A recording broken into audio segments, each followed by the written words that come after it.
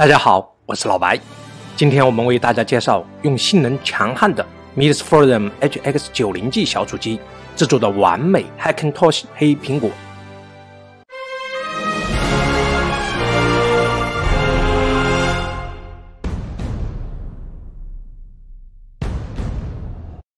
Midas Forum HX90G Ryzen 9 5900HX 加 RX 6600M， 这是一对优秀的组合。但是要打造完美的黑苹果，我们还需要添加一块出色的无线网卡 BCM94360Z4 原生 M.2 NGFF 接口，不需要转接板，4天线包含一条独立的蓝牙天线，另外3条天线保证了优质的 WiFi 连接速率。而以前的带转接板的各类无线网卡，明显的在这里位置狭窄，已经不能使用了。我们还将内存更换为双通道 32G DDR4 3200兆赫兹内存，并使用了希速黑盘 500G 作为系统盘，而原厂的 Windows 系统盘以后可以作为双系统的一员，放置在另一个 NVMe 接口上。这是安装好之后的成品。来快速过一遍配置，模拟的苹果型号是 Mac Pro 2019，内存 32G， 图形卡是 RX 6600M， 显存是 8G， 显示器是 4K， 刷新率60赫兹。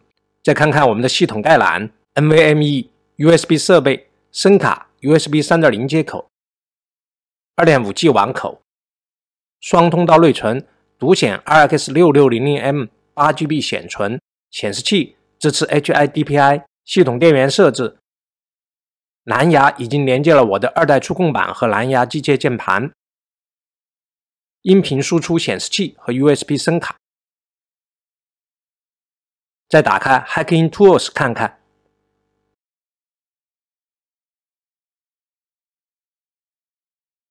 打开声音偏好设置，我们声音输入完全没有问题，可以录音，我们全做到了。这是一台真正意义上的完全黑苹果。那么先打个游戏看看。尴尬的是，打开我的 EPIC， 全部是不受支持的操作系统。哇哦，看来是我想多了。能愉快的在地平线5里开赛车吗？不能。能玩原神吗？不能。好了，反正我们会有双系统，游戏都在 Windows 下玩吧。Mac 下播放视频，最高本地 8K 60帧 HEVC 格式视频，也就是 H265 的视频，非常流畅的播放。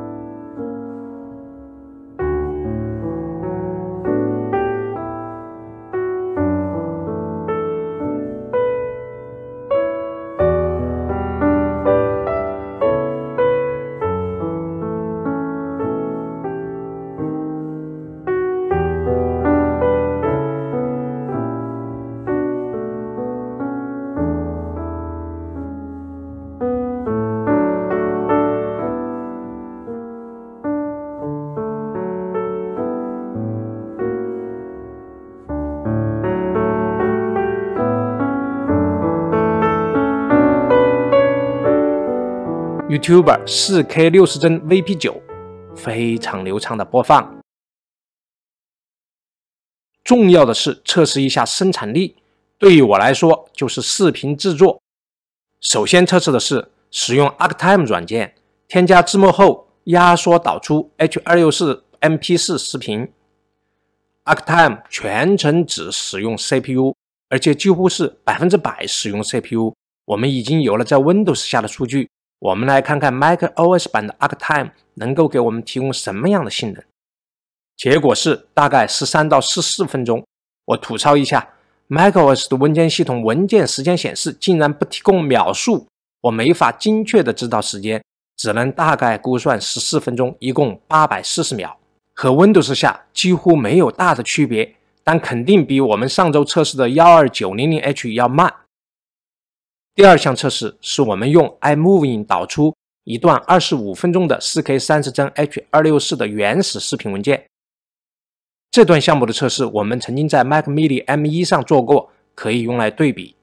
好了，看一看导出的时间，只用了11分钟。对比一下 Mac Mini M1 用了39分钟，哇，比 Mac Mini M1 快了这么多。HX90G 黑苹果只用了不到1/3的时间。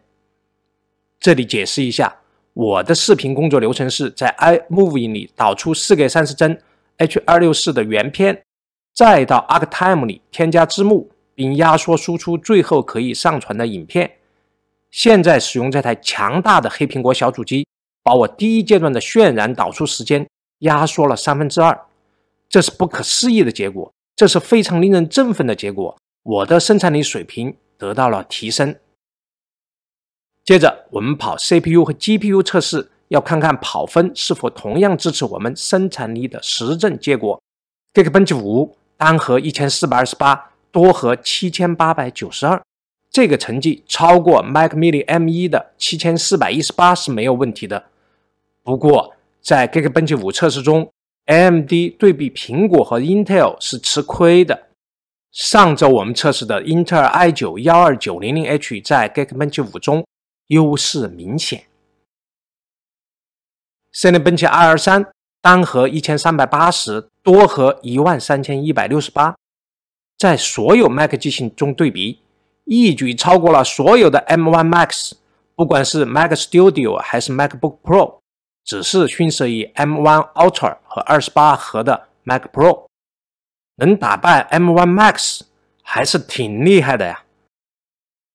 Passmark 单核3407，多核24433，也超过了 M1 Max 的22255，好家伙！ CPU 测试，这台 Hackintosh 黑苹果 Geekbench 5肯定比不过 M1 Max， 但在 Passmark 和 Cinebench R3 测试中都一举超过了 M1 Max。 GPU 测试， Geekbench 5的 OpenCL 53270，要稍稍低于 M1 Max 的56000。Metal 测试69447，超过了 M1 Max 32 GPU 的64000。看看我们另一张表里的几台 Mac Metal 的成绩，65000也比不过 6600M 的69000，还有 M1 Metal 只有22000，不到我们这台黑苹果小主机独显 6600M 的1/3。看来11分钟对比 M1 39分钟的 4K 视频的导出时间和这个测试成绩是正相关的。 iGPU FP32 的测试结果的对比， 6600M 8.6 不如 M1 Max 32 GPU 10.6 的成绩。各项测试表明 6600M 基本上能和 M1 Max 的32核 GPU 在一个档次上，最关键的 Metal 成绩还领先于 M1 Max 32 GPU。 我们给 HX90G Hackintosh 黑苹果找了一个对标啊。我们 HX90G 的尺寸是 20×20×7 厘米， Mac Studio 的尺寸是 20×20×9.5 厘米，长宽几乎一样， Mac Studio 要厚 2.5 厘米，不过它是内置电源，那么二者在体积上应该算是差不多的。当然颜值是 Mac Studio 更高，毕竟我们是黑苹果，碳纤维机身虽然更轻，但不如整块铝结构漂亮。下面我们关注一下 HX90G 黑苹果显示输出的能力。 Mac Studio M1 Max 能够输出4到5台显示器，我们呢4台，能输出4台，双 DP 双 HDMI。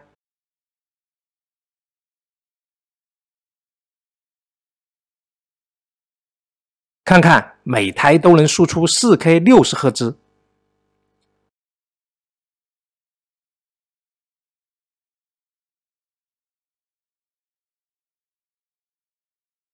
睡眠唤醒。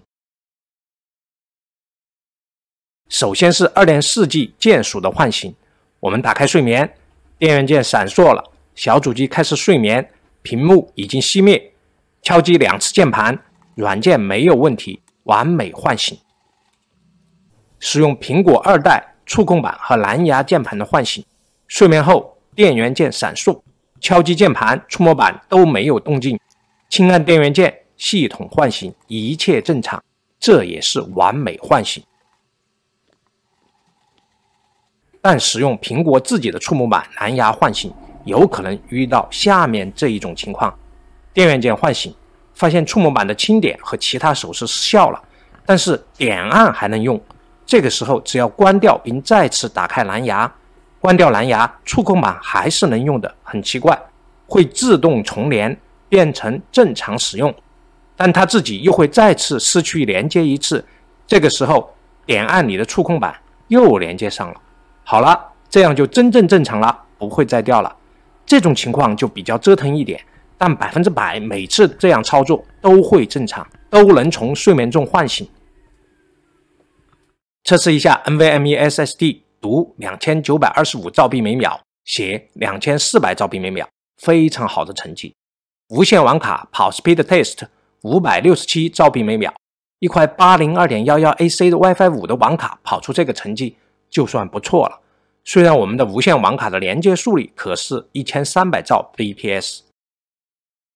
测试 2.5G 网卡，单线程上行只有 2G， 其他的都接近跑满 2.5G 带宽，看来驱动还有改进的空间。隔空传送正常，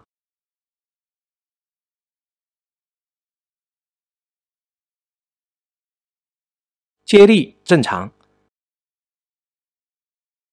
下面是功耗和温度数据，睡眠待机 0.9 到1瓦，显示器待机30到31瓦，息屏待机18到19瓦， Geekbench 5最高功耗 120.1 瓦， Cinebench 223最高功耗 132.6 瓦， Passmark 最高功耗 136.3 瓦， Arctime 压缩转码平均功耗132瓦， iMovie 渲染 4K 30帧原码视频平均功耗100瓦，室温22摄氏度， CPU 待机温度30摄氏度， SSD 待机温度48摄氏度。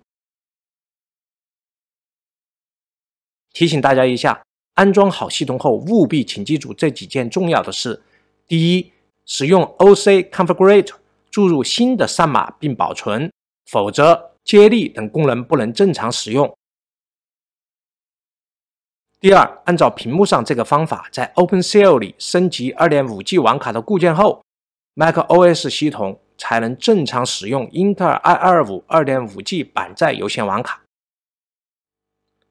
Millisforum HX90G 黑苹果基本达到了我们的预期，能充分发挥它的 CPU 和 GPU 的优秀性能。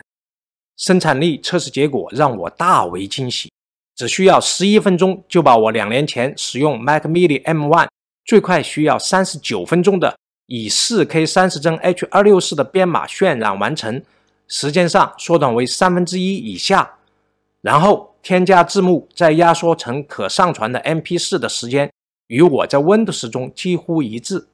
我们可以使用单台设备完成制作视频的整个工作流程了。更重要的是，2个 NVMe 接口让这台小主机能够同时具有双系统能力。我可以用这台小主机开车，也可以用这台小主机工作，实在是太好了。有了这台 Hackintosh 黑苹果，我就不会再对着 Mac Studio M1 Max 流口水了，因为我知道只用1/3的价格就能在我的工作流程里得到几乎相同的体验和更多的娱乐。这是今年2022年我最欣赏的超高性能小主机，也是迄今为止我最推荐的黑苹果小主机。好了，今天就讲到这里了，谢谢你的观看，再见。